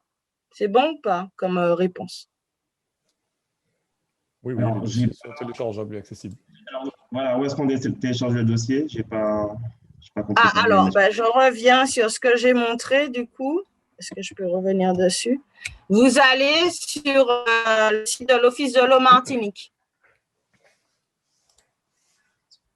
Sur le site de l'Office de l'eau Martinique, donc soit dans Google, soit le lien que j'ai mis à la fin. Mais vous cherchez dans Google, vous mettez Office de l'eau Martinique. Ensuite, vous arrivez sur cette page, la page que je vous montre à l'heure actuelle. Est-ce que tout le monde voit? Oui? Oui, on voit ta page. Ok. Tu n'as pas ouvert les micros? Si, les micros sont ouverts. Ok. Bon, Oui, alors, c'est parfaitement visible. ok. Vous voyez qu'il y a différents cadres. Le troisième cadre, aide financière et redevance. Vous allez dessus. Une fois que c'est affiché, aide financière et redevance, vous voyez qu'il y a la deuxième rubrique, programme d'aide financière. On est d'accord? Oui, en effet, c'est bon. C'est bon pour tout le monde? Vous voulez faire en direct, en fait? Non, non, mais c'est déjà fait, j'ai téléchargé. Ok. Bon, ben, alors, qu'est-ce qu'il y a d'autres questions? Donc, aide financière et redevance, je continue du coup. Et là, dans programme d'aide financière, deuxième rubrique, à la fin, c'est écrit DFAP, dispositif de financement de l'assainissement pour les particuliers. Vous allez dessus et vous tapez dessus. Une fois que vous êtes dessus, donc comme j'ai mis avec la flèche rouge, pardon, vous tombez sur cette page. Sur cette page, vous avez la définition du DFAP. On passe, vous avez toutes les informations possibles et vous avez le sommaire. Vous tapez dessus directement là où vous voulez aller. Donc, les professionnels du DFAP, en tapant dessus, deuxième rubrique, vous allez avoir toutes les pièces jointes à télécharger, y compris y compris les éléments à fournir en plus. Des éléments de base que vous avez l'habitude de fournir en tant qu'entreprise, votre numéro SIRET, tout ce genre de choses, plus les annexes que vous devez remplir ou faire. Alors, il y a seulement une annexe à faire remplir par votre assureur. Je veux pas de voici mon attestation d'assurance. Je veux en fait, vous aurez une feuille à faire remplir par votre assureur. Donc, je veux bien avoir des remontées. Je vous ai indiqué mon adresse mail en fin de diapositive. Je vais revenir dessus. Mais vous remontez de difficultés. Mais là, pour le coup, je pense beaucoup aux particuliers parce que j'ai beaucoup trop d'appels sur ce type de problématique. Donc, là, ce que je vous dis, c'est que bientôt, lorsqu'on aura la liste des professionnels, lorsque vous aurez constitué votre dossier, on aura, du coup, dans le sommaire, liste des professionnels des femmes. Donc, c'est quand même une bonne visibilité et je pense qu'à chaque fois que quelqu'un va nous appeler pour l'ANC, ce qui arrive souvent, donc l'assainissement non collectif et tout ça, c'est cette liste qu'on va leur donner. Excusez-moi, vous avez défini la date de limite de dépôt de dossier? Non, pas encore. Pas encore, parce que si vous voulez, là, on a vraiment signé avec CapNord. Donc là, c'est effectif pour CapNord, même s'ils n'ont pas encore recruté. La convention est signée. Les délibérations sont faites, en tout cas, ça a été voté à la CACEM et l'Espace Sud, ça je suis sûre. Mais maintenant, nous, on doit signer les conventions avec eux. Ils doivent recruter quelqu'un. Mais j'ai envie de vous dire, bon, allons-y, quoi. Comme ça, ils seront acculés et puis vont faire en sorte que les choses se fassent. Mais je vais vous dire, pour toute la Martinique, c'est OK. Il n'y a pas de problème avec ça. En tout cas, je me permets de dire, ce qui serait dommage, c'est que le dispositif soit activé du côté des collectivités, mais qu'il n'y ait pas d'entreprise agréée. Donc, allez-y, commencez à regarder les pièces à fournir, demander les choses à vos assurances, et puis d'ici très peu de temps… Et puis, faites-nous un retour sur vos difficultés, surtout. Parce que si vous voulez, c'est quand même… c'est un dispositif qui est quand même inspiré d'une expérience de l'Hexagone, donc ça se fait. Mais faites-nous part de vos éventuelles difficultés en Martinique, si vous en avez, qu'on puisse ajuster et puis que je puisse voir avec vous comment je fais en gros pour que ça fonctionne, quoi.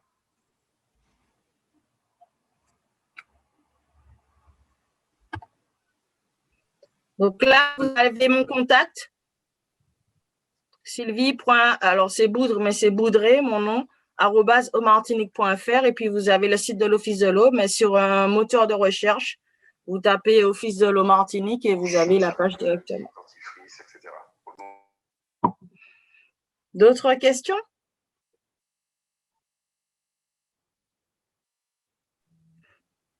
Non, c'est parfait. Donc, on monte le dossier, on vous envoie les éléments et par la suite, vous rassemblez et vous allez décider qui fera partie du DF Pro, tout simplement.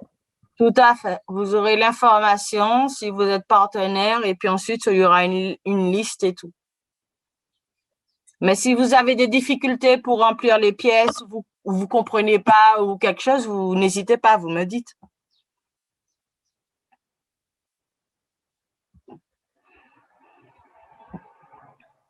Très bien. Merci, Madame Boudret. Je vous en prie. Du coup, peut-être pour compléter l'information des professionnels, quelle communication auprès des particuliers est prévue? Je laisse ma DG répondre. Est-ce qu'elle est là? Non, Madame Anne est partie. Peut-être que Monsieur Manjou a la réponse. Non, effectivement, elle est partie. Oui, la réponse, c'est que on a déjà commencé à communiquer sur le dispositif, puisque dans le magazine ODE et vous, que vous avez sûrement dû croiser à droite, à gauche, il y a l'annonce du lancement de ce dispositif. Notre site internet est prêt et on a aussi une petite plaquette flyer qui est en cours d'impression. Donc, on va utiliser différents canaux pour effectivement parler de ce dispositif et on compte bien sur le relais des SPANC pour aller dans les quartiers, comme ça a été dit notamment par Christine Morin, et puis aussi sur le relais des entreprises agréées. Mais on aura des documents, des supports de communication, que ce soit la page de notre site qui est déjà faite, et puis des petits flyers qu'on pourra distribuer, etc., et qui pourront être relayés par les différents partenaires. Loïc, je me permets, j'interviens puisque bon, on a des professionnels en face de nous. On a déjà eu l'occasion de communiquer beaucoup sur ce DFAP et on a eu beaucoup d'appels, mais la problématique qu'on a, c'est que tout le monde n'est pas concerné. Vous avez bien vu, on a identifié des zones prioritaires. Donc, moi, je voudrais prendre aussi l'avis des professionnels qui ont affaire aux particuliers. Qu'est-ce qui, selon vous, en termes de communication, serait efficace? Sachant que, comme je vous dis, tout le monde n'est pas concerné. Alors, merci de faire un point là-dessus. Je vous avouerai également qu'en fait, si la communication dit qu'il y a une aide, on aura très vite beaucoup de demandes avec pas mal de personnes qui ne seront pas forcément éligibles, comme vous l'avez dit. Et donc, je pense accentuer votre communication sur le fait qu'elle n'est pas pour tout le monde, elle est destinée à des zones prioritaires, afin de ne pas brider le marché qui est déjà un marché très petit et très, on va dire, concurrentiel, qui pourrait nous empêcher de réaliser des chiffres d'affaires et des ventes, tout simplement. Donc, merci pour cette remarque. Et alors, la communication, du coup, vous la voyez comment? Parce que si ce n'est pas tout le monde, du coup, on reste sur ce qu'on avait défini des communications de quartier. Il ne faut pas faire de grandes annonces sur la radio ou des choses comme ça. C'est ce que vous dites, en fait. Je ne sais pas. Je n'ai pas forcément la réponse, mais je pense que c'est un point à réfléchir. Il faut avoir du recul là-dessus, tout simplement. Peut-être qu'un autre professionnel a des idées. En tout cas, pour l'Office de l'eau, j'ai bien noté effectivement cette préoccupation, mais l'objectif du dispositif, c'est bien d'obtenir des réhabilitations supplémentaires. Hein. Et donc, c'est justement de pouvoir donner des opportunités de travaux.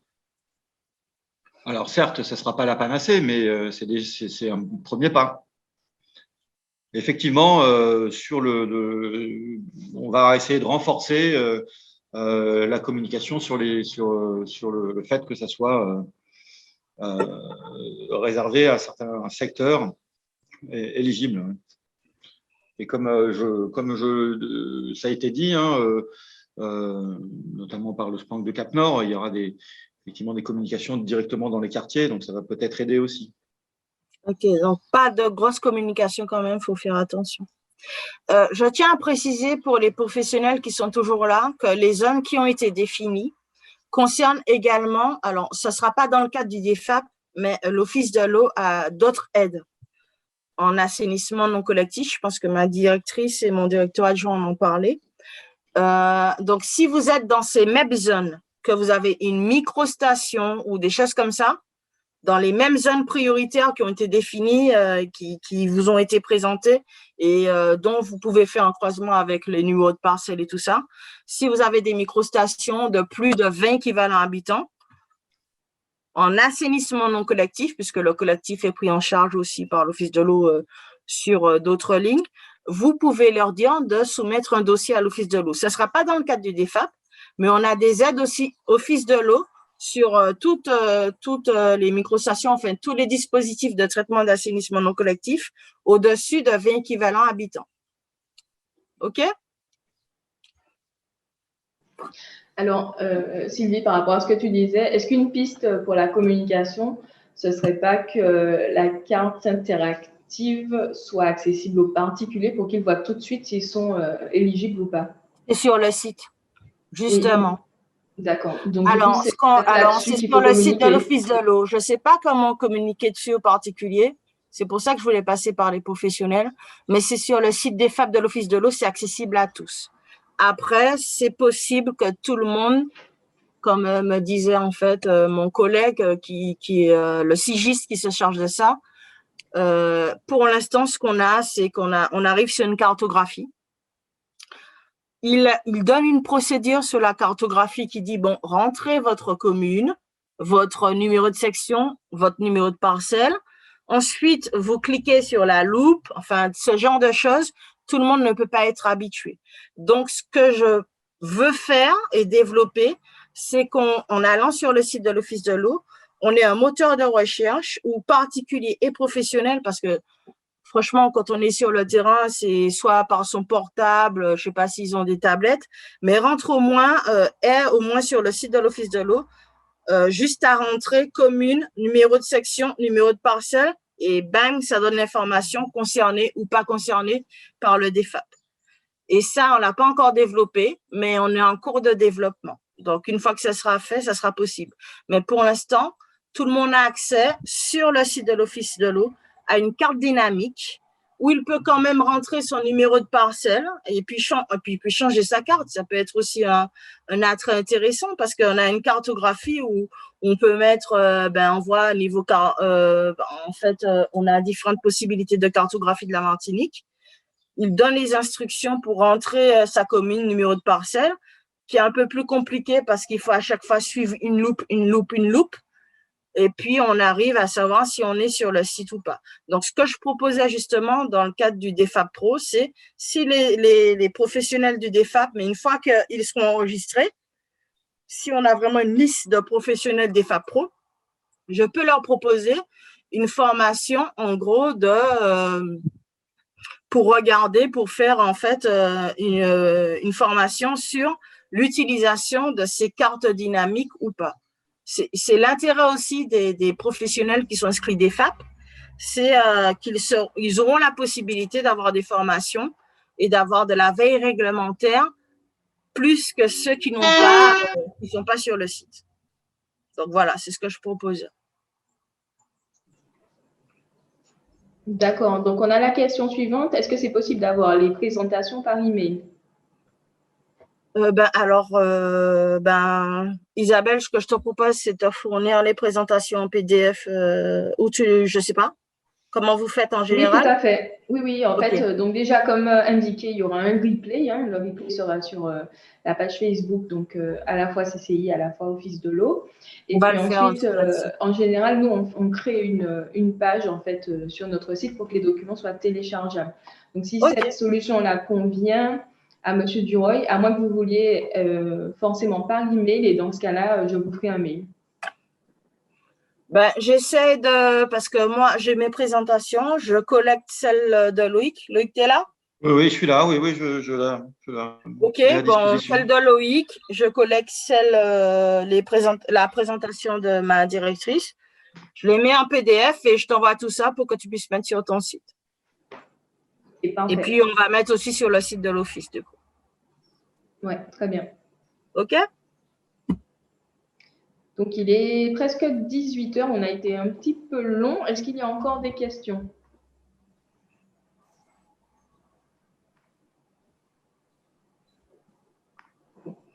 s'il n'y a pas de questions à ce stade, donc il nous reste à vous remercier, à remercier de nouveau nos intervenants. Vous avez donc le contact de Madame Sylvie Boudré, donc, qui s'affiche encore à l'écran. Vous pouvez également contacter donc, la CCI si vous avez des interrogations sur la transition écologique de manière générale. Et il nous reste à vous inviter à notre prochain webinaire qui aura lieu jeudi. Donc, le rendez-vous mensuel de la CCI, le verbe vous va bien, et on parlera transition énergétique. Voilà. Encore merci à tout le monde et très bonne soirée. Est-ce que Loïc, tu veux dire un mot de fin? Non, ça me convient, ta conclusion. Évidemment, on reste à l'écoute des professionnels. D'accord. Sylvie, tu veux dire un mot de fin? Non, bon. Est-ce que tu peux par contre nous transmettre les entreprises qui étaient connectées? Du coup, elles auront les informations en priorité. Oui, pas de problème. L'émargement sera transmis, pas de souci.